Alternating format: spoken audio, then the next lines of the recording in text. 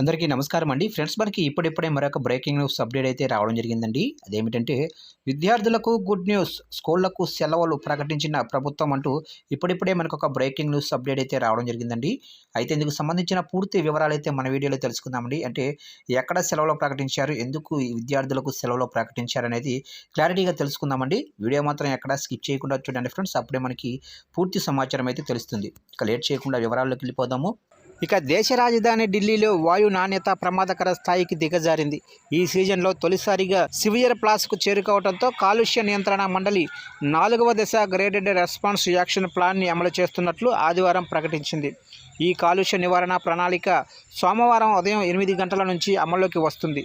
ఇక దీని ప్రకారం నగరం పరిధిలో ట్రక్కుల ప్రవేశంపై నిషేధాన్ని విధిస్తారు. అలాగే ప్రభుత్వ నిర్మాణాలను తాత్కాలికంగా నిలిపివేస్తారు.